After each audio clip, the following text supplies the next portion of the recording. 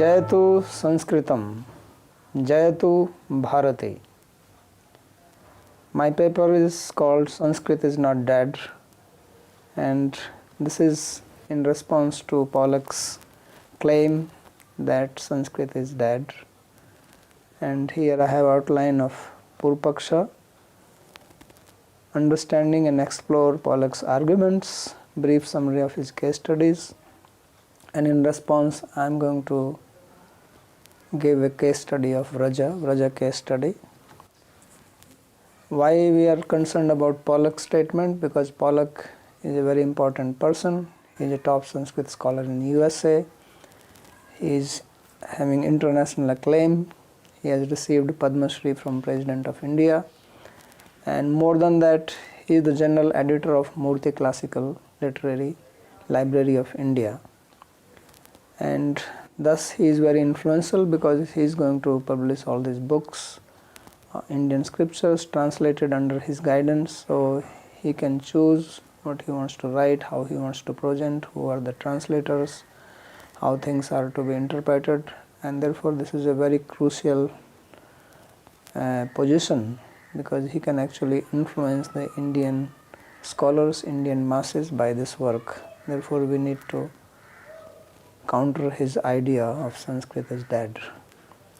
So we have 5 Purpakshas here and the response in brief to them. First one is Sanskrit as a tool for Hindutva political movement. This is one of the things which he says. This is a quote from his book. In the age of Hindu identity politics, Hindutva, inaugurated in the 1990s by the ascendancy of the Indian People's Party, Bharatiya Janata Party, and its ideological auxiliary, the World Hindu Council, Vishwa Hindu Parishad, Indian cultural and religious nationalism has been promulgating ever more distorted image of India's past. Few things are as central to this revisionism as Sanskrit. So this he is saying that this revival of Sanskrit and promotion of Sanskrit is actually there is a political agenda behind it. So our response is that everything is politicized. You cannot separate politics from life, from language. After all, politics is also done through language, and Sanskrit is one of the language of India. It is one of the recognized languages of India. So you can't say that Sanskrit has to be completely free from politics. And if there are people who like Sanskrit, naturally they would like to promote it. And what is wrong with that? So some people promote Hinduism, some people promote the language of Hindus as Hindi, some are promoting Urdu, Bengali, Punjabi. If you go to South India, they promote Tamil or Telugu or their own language. So I don't see any specific reason to stress only Sanskrit and make this claim. Sanskrit's historical sphere of influence extends beyond Hindu identity politics. Sanskrit is not just for Hinduism, but there are other religions also, which are, of course, they came out from Hinduism, whether it is Buddhism, Jainism, Sikhism.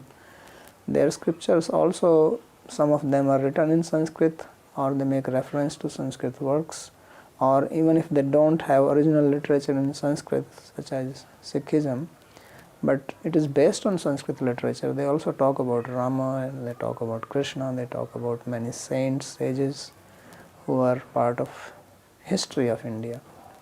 So it is not that Sanskrit is just propaganda to promote Hinduism.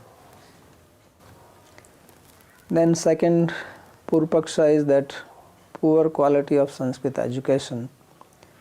So he says that with few exceptions, however, the Sanskrit pedagogy and scholarship at these institutions have shown a precipitous decline from pre-independence quality and standards, almost in inverse proportion to the amount of funding they receive. So this is one of the characteristics of Pollock, that he makes claims but does not give any data or basis of his claim. He just makes a statement. So like he says, it is inversely proportional to the amount of funding they receive, but there is no statistical evidence provided, there are no sources referred, and these terms are very undefined. It's just rhetorical and trying to influence the mind of people because he has a good position. He is acclaimed as a great scholar of Sanskrit. So if he says something, then it carries weight even if he is not supporting it with any proof. So this kind of statement doesn't have much value unless you try to prove it or give some source or references. So we don't value this. Then he says that poor performance in contemporary literature. So Sanskrit literature has fared no better. This is one of his quote.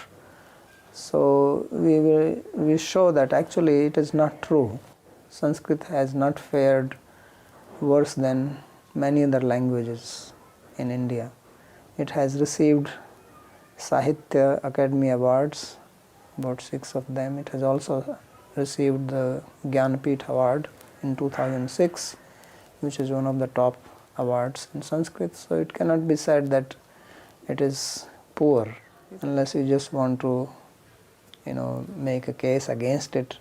But there are many other languages which have done as good or as bad as Sanskrit. Sanskrit may not be doing best among the Indian languages. Originally there were 16 recognized languages, now there are more. But it is also not at the lowest rung of the languages.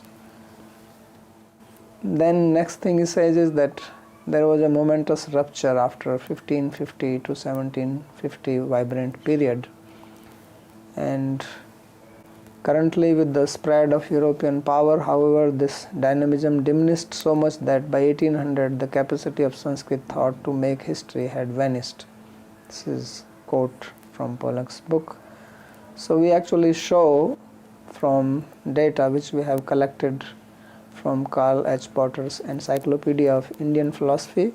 In the first volume, he has given list of authors from century to century, and he has also given the list of books which were written.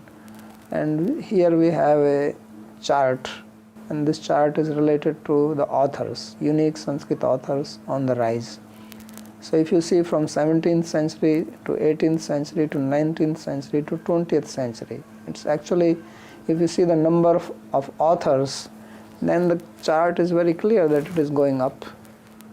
And this chart does not show that Sanskrit is dead. Actually, there are more people writing now than in 17th century. Although the books, if you see the number of books, number of Sanskrit works, that is declined. Surely this chart shows that there is a decline, but still in 20th century again you see that the curve is going up, and we don't have the data for the 21st century, but if that data is available, probably it is continuing to go up. So there is always periods, in everything, even in companies, even in business, even in politics, even one's own life, there are ups and downs. So we do agree that Sanskrit did take a dip in the 18th century, but it is again picking up. And the reason, we have not researched that, and Pollack also doesn't give any reason why it happened, but probably it is because Britishers took over India in that period, in the 18th century, and they changed India's education system drastically from its traditional Gurukula system to the Western style. So probably that is one of the reasons that it took a dip. Otherwise, even in the Mughal period, it was flourishing. And again it is picking up now. So this doesn't prove that Sanskrit is dead or Sanskrit is frozen in time, it says, or Sanskrit is still born. So then one of Puru Paksha which we make is Pollack's unsubstantiated vague terminology. He is very good at this. His writing is very terse and difficult to understand, and to actually overwhelm the reader thinking that he is a great scholar and therefore just believe what he is saying. But if one pays attention to his writing, then there is not much strength in it. Like he makes this statement, most observers would agree that in some crucial way Sanskrit is dead. Now this is a very vague statement, because who are the observers in agreement to this? Are they the Western scholars? Are they his followers, his chelas? Who are they? Are they European scholars, American scholars? Does it include the Indian scholars? So he doesn't say anything, nor does he substantiate it by what does he mean by most observers. So he makes this statement, which is actually a false statement, because most observers will not agree that Sanskrit in some crucial way is dead, because it is not dead. So, and then he does not define what is death of a language. That is another interesting thing, because what is the meaning of language is dead? If he does not define it, in our Nyaya, one thing which is very important is that you give a definition. Whenever you say something, you define what it means. If you say dravya, if you say guna, you have to give a definition of it. But he doesn't give any definition, and then it leaves for people to just speculate. And because he is an authority in his field, he has big clout around him. He is awarded by President of India. So even Indian scholars may think, wow, he is saying it must be true. But the data does not support this. So he makes this vague terminology. Similarly, government feeding tubes and oxygen tanks may try to preserve the language in a state of quasi-animation, but most observers would agree that in some crucial way Sanskrit is dead. So Sanskrit is not in quasi-animation state. Sanskrit is actually still functioning. There are many scholars in India who still speak in Sanskrit. There are at least some villages in South India, there are villages in Himachal Pradesh where people actually speak in Sanskrit in their day-to-day life. And I give an example here of we have this forum of scholars, Bharatiya Vidyut Parishad, and I got the figure from them that there are 1,623 scholars who are actively engaged on it. I'm also one of them. And regularly there is a talk on this forum about Sanskrit literature, about poetry, about philosophy. There are questions which are asked in Sanskrit, there are questions which are answered in Sanskrit. There are reference to the literature, slokas, analysis of grammatical rules. So this is not possible if a language is dead or frozen or stillborn. Then we know that there is a World Sanskrit Conference since 1972, and every 3 years they have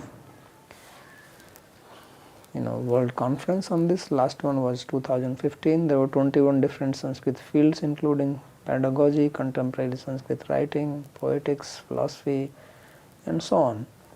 So with all this, the statement that Sanskrit is dead does not hold ground. Then, interestingly, Pollux actually gives a definition of language vitality. And this is very important to measure. He says the communication of new imagination, for example, is hardly less valuable in itself than the communication of new information. In fact, a language's capacity to function as a vehicle for such imagination is one crucial measure of its social energy. So this is a very important statement which he makes, and we agree with him. And this actually defies his very claim that Sanskrit is dead, because Sanskrit is still vital in the sense, even if there are no new literature coming out in Sanskrit, it is still a source of new imagination. And so many ways people read, they get ideas from Sanskrit. There are many scholars in India, they are interpreting it, new visions are coming from it. We will speak later on that there are rituals which are based on Sanskrit, there are pujas which are based, how deities are installed, and there are kathakars which are giving talks and based on Sanskrit literature. They give new interpretation to it. So to say that Sanskrit is not giving a vital energy to the society is wrong, taking his own words. So we have done a case study specifically to show, because Pollux himself has done case study in his book. He has 4 case studies done to prove that Sanskrit is dead. So to counter that, I have done a case study of Vraja. I live in Vrindavan, and this whole area, 84 square miles, is called Vraja area. This is a place where Krishna lived 5200 years ago, and especially in Vrindavan there are a lot of temples, ashrams, but not only in Vrindavan, in Mathura, in Radhakund, in Govardhan and Barsana, Nandgaon. There are places where temples and ashrams, and there is Sanskrit study going on there. So I have made this case study, and I am making this case study specifically to Gaudiya Vaishnavism. That is the school of thought I am following. And by that I want to show that Sanskrit is actually not dead at all.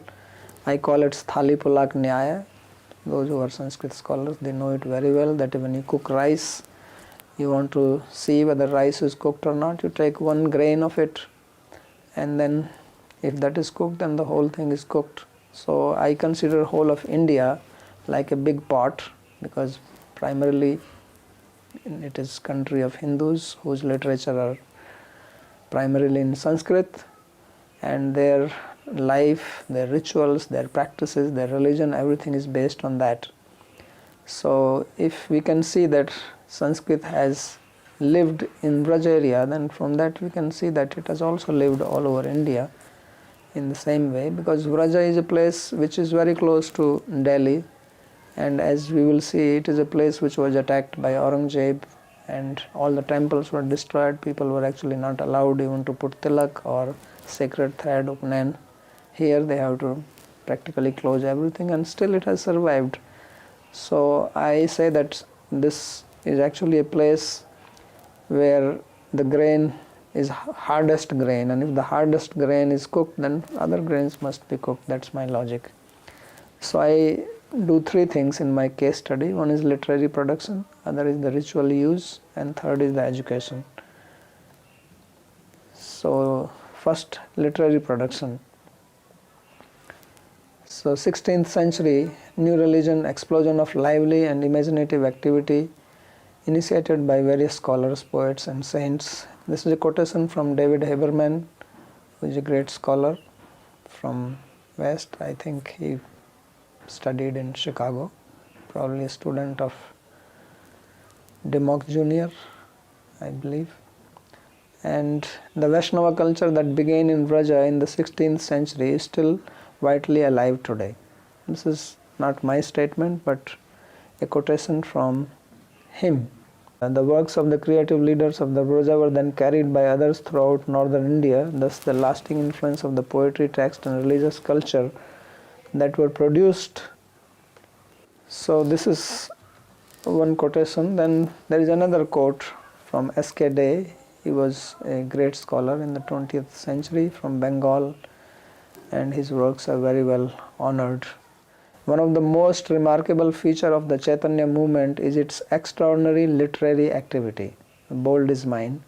The power and vitality of its inspiration being evidenced by the vast literature which is produced both in the learned classical tongue and in the living language of the province. It enriched the field of Sanskrit scholarship by its more solid and laborious productions in theology, philosophy, ritualism and Ras Shastra. So on the other, it poured itself out lavishly in song and story, almost creating as it did a new literary epoch. So this is a very solid proof that Sanskrit was very much alive here in Braja, and not only alive but actually it created a new school of thought all based on Sanskrit literature. So no question of Sanskrit diminishing or dying. Here is another quote from a Western scholar to this effect. Tony Stewart. They were scholars who had been deputed to gather and compose texts so they might better explain the religious devotion, bhakti that Chaitanya had revealed. So they here refers to the six Goswamis of Vrindavan: Sanatan Goswami, Rup Goswami, Jeev Goswami, Raghunath Das Goswami, Raghunath Bhatt Goswami and Gopal Bhatt Goswami. All of them composed work in Sanskrit except Raghunath Bhatt Goswami, and they wrote many works, and especially among them Jeev Goswami. He was a very prolific writer. He composed on every field. He wrote plays, he wrote poetry, he wrote on philosophy, he wrote commentaries on Bhagavatam. He even wrote a Sanskrit grammar called Harinamamrit Vyakaranam. especially for the Vaishnavas, in which every sutra has got name of Krishna. And this grammar is still being taught in this area. In fact, I myself run a school of Harinamrita Vyakaran here, and at Radhakund we have 2 branches, and there are about 50 students studying it. So much literature was produced, and not only that it was just a repetition of things, but novel ideas were brought out from the original texts such as Bhagavad Purana, Sanskrit as their literary medium, Bhagavad Purana, canonical text of new tradition, focal point of naval expositions. So newer and newer ideas were brought out from Bhagavad Purana, especially showing that how Krishna is actually the source of all avatars, he is Swam Bhagwan, speaking about bhakti as the 5th Purushartha. In India, we know that traditionally there are 4 Purushartha, Dharma, Artha, Kama and Moksha, but the Goswamis, they propagated a 5th Purushartha, which they called as Prema or Preeti or love. And this was all derived from literature such as Bhagavad Purana. They also spoke of 2 types of bhakti, Vaidhi bhakti, which is based on following rules and regulations, and bhakti which comes from the heart. And then there are the scholars who wrote commentaries on the principal Upanishads, a new way of interpreting the Upanishads, Bhagavad Gita and Vedanta Sutra. So much was written here. And this was not only just in 16th, 17th century, but it continued till 20th century, in fact, till today. We have scholar living at our place. He has commented on the Vedanta Sutra, on the Baldev Vidyabhushan's commentary. He has written commentary. This is the latest edition. He has written a book called Jiva Goswami's book called Sarva Samvadani. He has written a commentary on that in Sanskrit. So works are still coming out. There recently on Kishore Shastri, he wrote commentary on the whole Bhagavatam. So Sanskrit is very much alive, at least in Braja area. And here we have a quote from a very great scholar. Most people may have heard his name, Edward C. Dimmock. Rupa and Sanatan and their nephew Jiva were brilliant men, learned in the Shastras and every conceivable category of learning, from aesthetics to grammar. Jiva was perhaps the most brilliant of all, and he has more than 20 Sanskrit works covering grammar, poetry, poetics, ritual, theology and philosophy to his credit, including the monumental Satsandarbhas, which is the first full treatment of the theology of Bengal school of Vaishnavism. So this is to show then their other contemporaries along with the Goswamis like Prabodhananda Saraswati, Narayan Bhatta. Narayan Bhatta wrote also maybe 30 books in Sanskrit, and many other scholars. Krishnadas Kaviraj, he was just contemporary, and then Vishwanath Chakravarti came later on in 17th century, Baldev Vidyabhushan, late 17th century, beginning of 18th century. So they all composed. So he is another quote, Tarapad Mukhopadhyaya, he says that the real Chaitanya Charitamrita was the Sanskrit skeleton that was fleshed out by the Bengali text. Although Krishnadas Kaviraj wrote one work in Sanskrit called Govind Lilamrit, it is a Mahakavya, but he also wrote Chaitanya Charitamrita, which is very popular, just like the Ramcharitmanas of Tulsidas.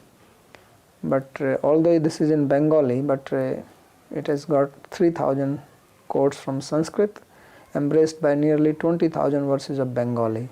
This is statement of Tony Stewart. So massive production was done.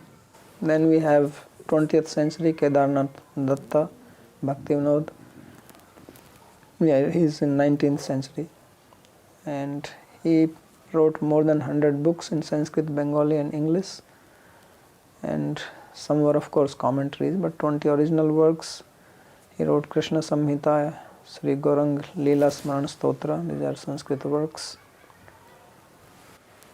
Then this tradition continues. We have 20th century examples of Sri Haridas Das of Navadvip. We have Gaudiya Math, Bhakti Siddhanta Saraswati. He democratized Sanskrit. Anybody can read, not that it is just a property of some few scholars. Then we had Puridas Goswami, Krishnadas Baba of Kusum Sarovar, my own Gurudev Sri Haridas Shastri. He printed more than 100 books, most of them in Sanskrit.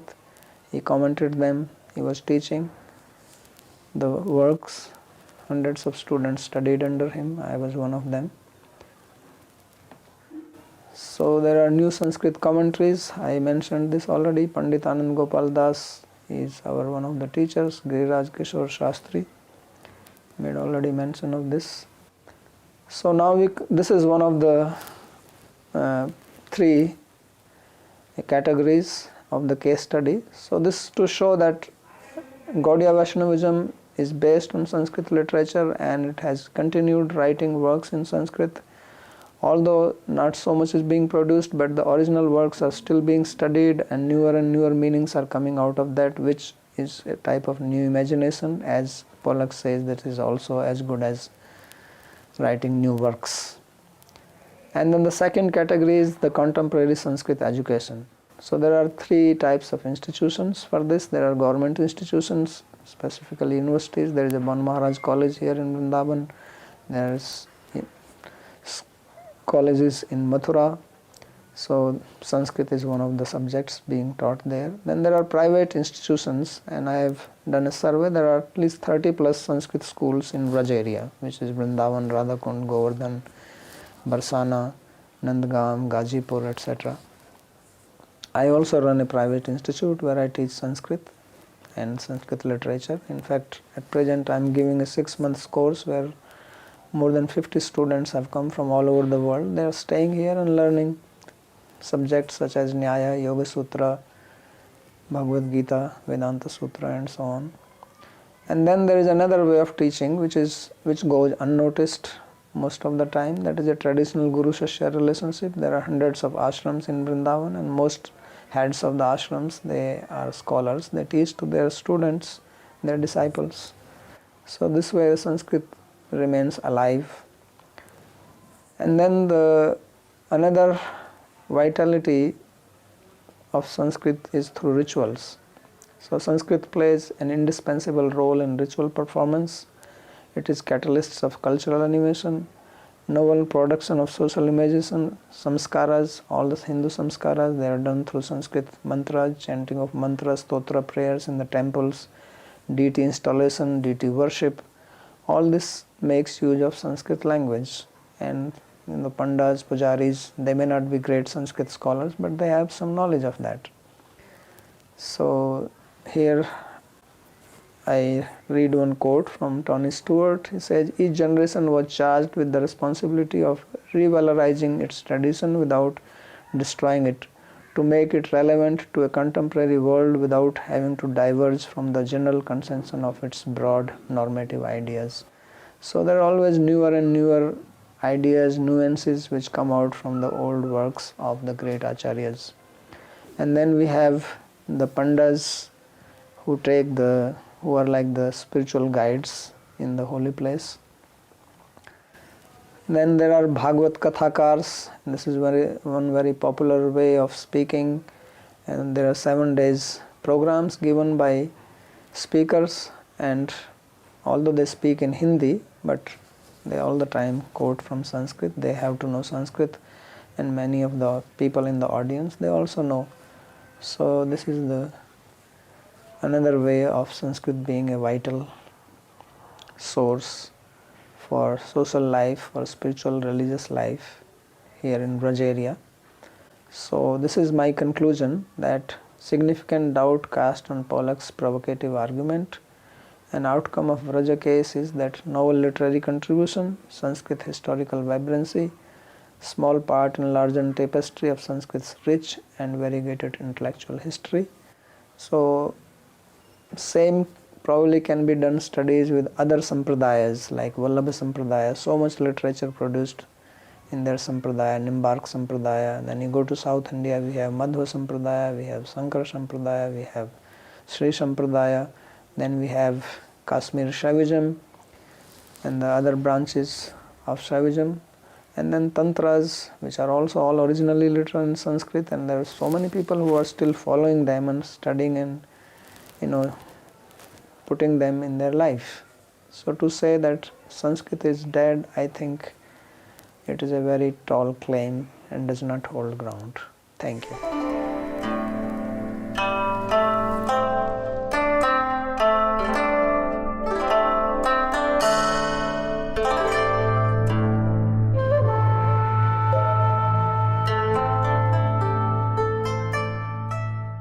To help me, you can do two things. You can go to the subscribe button on my YouTube and subscribe. We need more subscribers there.